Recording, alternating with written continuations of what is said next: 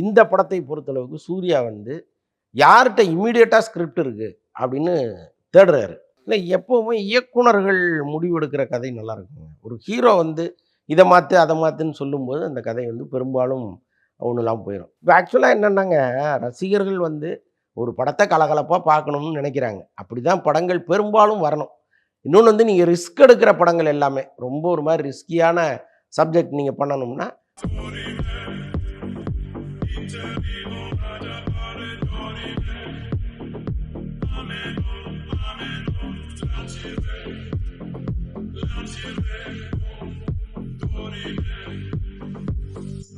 வணக்கம் நண்பர்களே, this is we play trending show with me Bala. So இன்னைக்கு நம்மளோட வலைப்பேச்சு அந்தரன் சார் வந்திருக்காரு. போன பாகத்துல நிறைய விஷயங்களை அவர்கிட்ட கேட்டு தெரிஞ்சுக்கிட்டோம். அதோட கண்டினியூஷன் தான் இது. இன்னும் நிறைய சுவாரஸ்யமான விஷயங்கள்லாம் அவர்கிட்ட வச்சிருக்கிறதா அவர் சொல்றாரு. என்ன அப்படிங்கிறத அவர்கிட்ட கேட்டு. ஸோ இப்போ அதே மாதிரி நீங்க பாத்தீங்கன்னா அடுத்து வந்து இப்போ சூர்யா சாரோடைய ரெட்ரோ படம். ஸோ நீங்கள் கூட ஒரு இன்டர்வியூவில் சொல்லியிருந்தீங்க, ஒரு சில படங்கள்லாம் வந்து டீசர் ட்ரெயிலர்லாம் பார்க்கும்போது ஷுவர் ஷாட் ஹிட் அப்படின்னு தோணும். பட் ரெட்ரோவில் வந்து ஒரு டவுட் இருந்துக்கிட்டே இருக்குது, இது ஓடுமா ஓடாதா அப்படின்னு ஒரு சின்ன ஒரு ஆசிலேஷன் இருக்குது அப்படின்ட்டு. ஸோ இது என்ன சார் நினைக்கிறீங்க? ஏன்னா ரெட்ரோ, ஏன்னா இவ்வளோ பெரிய ஒரு செட்பேக்கு அப்புறம் சூர்யா சாரோடைய அடுத்த படம் கண்டிப்பாக ஹிட்டு கொடுத்தே ஆகணும், இல்லாட்டினா வந்து அடுத்து என்ன அப்படிங்கிற மாதிரி ஒரு கேள்விக்குறி இருக்குது. ஸோ அது எப்படி வரும் அப்படின்னு? இல்லைங்க, எப்போவுமே ஒரு படம் நீங்கள் கமிட் பண்ணும்பொழுது நம்ம சும்மா இருக்கணும்னு கமிட் பண்ணக்கூடாது. நீங்கள் அந்த ப்ராஜெக்டை நம்பணும். அது அந்த கதை மீது ஒரு லவ் வச்சு நீங்கள் அதுக்குள்ளே வரணும். ஆனால் இந்த படத்தை பொறுத்தளவுக்கு சூர்யா வந்து யார்கிட்ட இம்மீடியட்டாக ஸ்கிரிப்ட் இருக்குது அப்படின்னு தேடுறாரு. அப்போ கார்த்திக் சுப்புராஜ் வந்து நாளைக்கே ஷூட்டிங் போகலாங்கிற அளவுக்கு ஒரு ஸ்கிரிப்டை வச்சுருக்காரு. அப்போ வாங்க, ஏன்னா நம்ம நீண்ட நாள் வந்து வெயிட் பண்ணி வணங்கானுக்காக வெயிட் பண்ணார், வாடிவாசலுக்காக வெயிட் பண்ணார், புறநானூறு கையை விட்டு போச்சு, இந்தியில் ஒரு படம் கமிட் ஆகி அந்த படம் வந்து அந்த படத்துக்காக காத்திருந்து அது கையை விட்டு போச்சு. அப்போது நீண்ட நாள் வீட்டிலே உட்காந்துருக்கார். ஒரு ஒரு பல கோடிகள் சம்பளம் வாங்குகிற ஒருத்தர் வந்து ஒவ்வொரு நாளும் அவருக்கு லட்சங்களில் லாஸ் ஆகிட்டு இருக்கும்.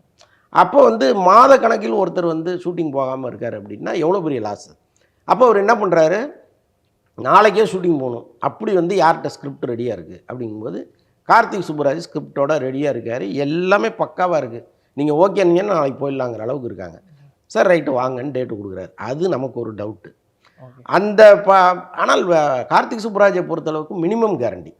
அவர் வந்து இப்போ கங்குவா மாதிரி ஒரு படத்தை எடுத்து ஒரேடியாக காலி பண்ண மாட்டார். ஒரேடியாக சில நேரம் ஹிட் ஆகும்ல, அந்த மாதிரியும் ஒரு படங்கள் இருக்காது.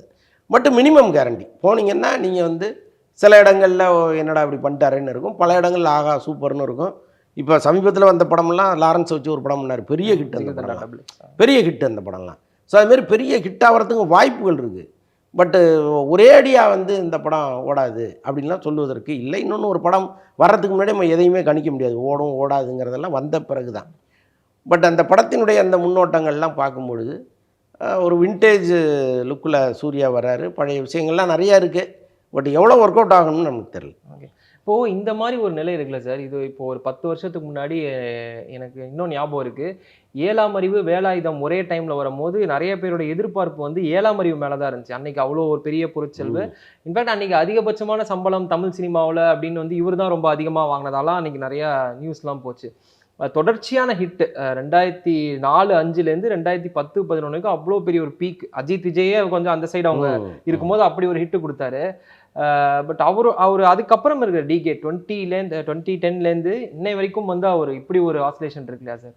அப்போ அது எல்லாமே நீங்கள் சொல்கிற மாதிரி கதை கேட்காம இருக்கிறதோ, இல்லை ஒருவேளை வேற யாரோ சொல்லி கேட்டதோ, அது எப்படி சார்? 2 சூர்யாவா சார்? அந்த டிகேட்ல ஒரு சூர்யா, அதுக்கப்புறம் இருக்கிற டிகேட்ல வேற சூர்யா? இல்லை, எப்போவுமே இயக்குனர்கள் முடிவெடுக்கிற கதை நல்லா இருக்குங்க. ஒரு ஹீரோ வந்து இதை மாற்று அதை மாற்றுன்னு சொல்லும்போது அந்த கதை வந்து பெரும்பாலும் ஒன்றும் இல்லாமல் போயிடும். ஸோ சூர்யா வந்து எப்போ அதை சொல்ல ஆரம்பித்தாரோ அதுக்கப்புறம் தான் அவருக்கு செட்பேக் ஸ்டார்ட் ஆச்சு. ஒரு முன்னெல்லாம் என்ன பண்ணுவாருன்னா, ஒரு இயக்குனரை நம்பி முழுசாக அவருடைய பொறுப்பை கொடுத்துருவார்.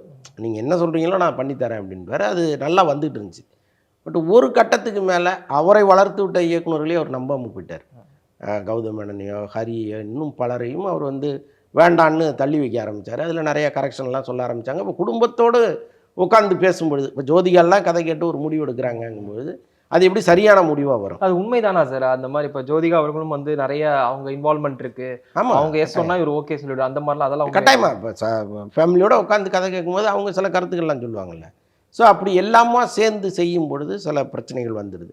முழுக்க முழுக்க இயக்குனர்களை நம்பி அவர் வரும்பொழுது பெரிய ஹிட்டு கொடுத்துக்கிட்டு இருந்தார். அதான் இப்போ எல்லாருக்கும் வந்து ஒரேடியாக வெற்றி வாழ்நாள் முழுக்க கொடுத்துக்கிட்டே இருக்க முடியாது.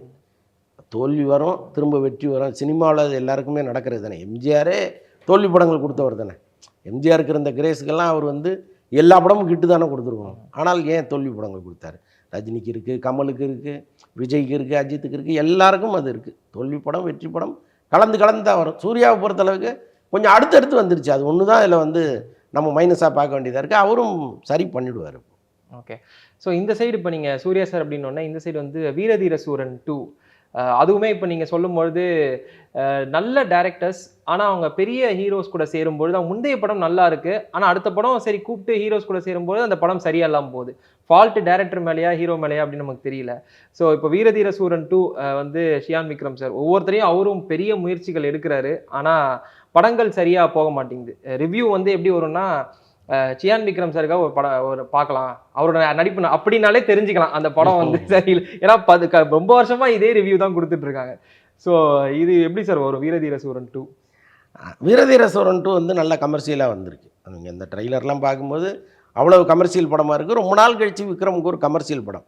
இப்போ ஆக்சுவலாக என்னென்னாங்க, ரசிகர்கள் வந்து ஒரு படத்தை கலகலப்பாக பார்க்கணும்னு நினைக்கிறாங்க. அப்படி தான் படங்கள் பெரும்பாலும் வரணும். இன்னொன்று வந்து நீங்கள் ரிஸ்க் எடுக்கிற படங்கள் எல்லாமே ரொம்ப ஒரு மாதிரி ரிஸ்கியான சப்ஜெக்ட் நீங்கள் பண்ணணும்னா கொஞ்சம் அறிமுக ஹீரோக்கள் அல்லது வளர்கிற ஹீரோக்களை வச்சு நீங்கள் பண்ணிடலாம், பிரச்சனை இல்லை.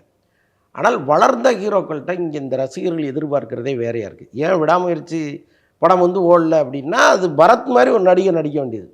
பரத், சாந்தனு இந்த கேட்டகரி நடிகர்கள் நடிக்க வேண்டிய படம் அது. அதுவே அஜித் வரும்பொழுது அவன் விரும்ப மாட்டேங்கிறான். அப்போ ரசிகர்களை நீங்கள் திருப்திப்படுத்துகிற மாதிரி ஒரு படத்தை கொடுக்கணும். இப்போ ஃபேமிலி ஆடியன்ஸே வந்து அஜித்துன்னா அது செய்வாருன்னு நினைக்கிறான். அப்போ இந்த ஃபேமிலி நினைக்கிறதுக்கு மாறாக நீங்கள் ஒரு காட்சியை வைக்கும்போது அந்த படம் ஓட மாட்டாங்க. ஸோ அதுதான் எல்லாருக்குமான ஃபார்முலா. இப்போ விக்ரம் என்ன பண்ணுறாருன்னா, இப்போ தங்கலான்னு ஒரு படம் பண்ணுறாரு, வேறு யாருமே பண்ண முடியாது. ஆமாம், இப்போ ஒரு அஜித்தோ விஜயோ அந்த மாதிரி படத்தில் பண்ண முடியுமா? பண்ணவே முடியாது, அவர் தான் பண்ண முடியும். ஆனால் அந்த மாதிரி படங்களை இன்றைக்கி ரசிக்கிற கூட்டம் குறைஞ்சி போச்சு. அப்போ என்ன பண்ணணும்? இல்லை அதே மாதிரி படத்தையே இன்னும் கமர்ஷியலாக நீங்கள் வந்து ரொம்ப ரசிக்கும்படியான காட்சிகளை வச்சு, இப்போ பாகுபலியெல்லாம் வந்து ஒரு மாதிரி ஹிஸ்டாரிக்கல் படம் தான், ஏன் நம்ம ரசித்தோம்? அப்போ இந்த காட்சிகளில் ஒரு புதுமை இருக்குது, ஒரு அழகு இருக்குது. அந்த மாதிரி தங்கலானில் பல காட்சிகள் இருந்ததுன்னா ஓடி இருக்கும். அப்போ அது மேலேயும் நீங்கள் வந்து கான்சன்ட்ரேட் பண்ணுறது இல்லை, வெறும் கெட்டப்பு அதை பார்த்தோன்னே மிரண்டுடுறது. இப்போ டைரக்டர் போகும்போதே ஒரு டிசைன் பண்ணி எடுத்துகிட்டு போவாங்க. இன்றைக்கி தான் ஏஐலாம் வந்துடுச்சு, ரொம்ப பிரமாதமாக ஃபோட்டோவை கொடுத்துட்டு நீங்கள் ராஜா மாதிரி காட்டு, சன்னியாசி மாதிரி காட்டு, பிச்சைக்காரன் மாதிரி காட்டுன்னா 3 மாதிரியும் காமிச்சிருது. பிரிண்ட் அவுட் எடுத்துக்கொண்டு போய் இதுதாங்க உங்கள் கெட்டப்னோடனே இவங்க ஆஹா சூப்பர் அப்படின்னு மிரண்டுறாங்க. அதுக்கப்புறம் அந்த காட்சிகளை எப்படி ஒரு உருவாக்கியிருக்கிறாரு, டைலாக் எப்படி இருக்குது, ஒரு டைலாகில் தூக்கி சாப்பிட்ட படங்கள்லாம் இருக்குது இல்லைங்க. இப்போ ரஜினி படத்தில் ஒரு தடவை சொன்னால் 100 தடவை சொன்ன மாதிரின்னு ஒரு டைலாகு, அது படத்தை எப்படி ஓட வச்சுருக்கு இல்லையா? அந்த ஒரு பஞ்சு தானே. ஸோ அந்த மாதிரி ஒரு படத்தில் ஒரு விஷயம் தூக்கிட்டு போயிடும். இவங்க என்னென்னா படம் முழுக்க ராவாக இருக்கும், ஆனால் கெட்டப் சூப்பராக இருக்கும். அடாடா படம் கெட்டப், அந்த கதை களம் இதெல்லாம் நல்லாயிருக்கும். இதை பார்த்து ஏமாந்துடுறது. விக்ரம் வந்து இந்தமாரி நிறைய ஏமாந்துருக்காரு, புரியுதா உங்களுக்கு? ஸோ அதனால் இப்போ ரொம்ப காலம் கழித்து வந்து ஒரு கமர்ஷியல் படம் பண்ணியிருக்காரு. இந்த படத்தின் மீது ஒரு பெரிய எதிர்பார்ப்பு இருக்குது. அதையொட்டி தான் பல பேர் அடுத்து விக்ரம் வச்சு பண்ணலாமாங்கிற அளவுக்கு சுற்றிட்டு இருக்காங்க. அந்த படத்தின் மீது இருக்கிற எதிர்பார்ப்பு அதை வந்து கரெக்டாக வந்திருக்கான்னு தெரில. நம்ம ட்ரெய்லரை பார்த்துட்டு இவ்வளவும் பேசிகிட்டு இருக்காங்க. ட்ரெய்லர் அளவுக்கு படம் இருந்ததுன்னு வைங்க, மிகப்பெரிய வெற்றி படமாக மாறும். இல்லை இன்றைக்கி சங்கர் மீதான நம்பிக்கை வந்து தயாரிப்பாளர்களுக்கு இல்லாமல் போயிடுச்சு. இப்போ நடுவில் அவர் ஒரு படம் எங்கேயாவது ப்ரூவ் பண்ணிவிட்டு இல்லை, இப்போ ஒருத்தரை சந்திக்க போகும்பொழுது அவரை பற்றி குறைந்தபட்ச குறிப்பு எடுத்துக்கிட்டு போகணுங்கிறது தான் ஒரு அடிப்படை பண்பு. அது இல்லாமல் இப்போ இந்த இன்ஃப்ளூயன்சர்ஸ் நிறைய பேர் வந்து அவங்க தான் செலிப்ரிட்டியை இப்போ யார் மேலே வேணாலும் நீங்கள் கல் எடுத்து அடிச்சிடலாம், அப்படி தான் இருக்குது. இப்போ மோகன் பாபுக்கு ஏற்கனவே ஒரு இமேஜ் இருக்குது.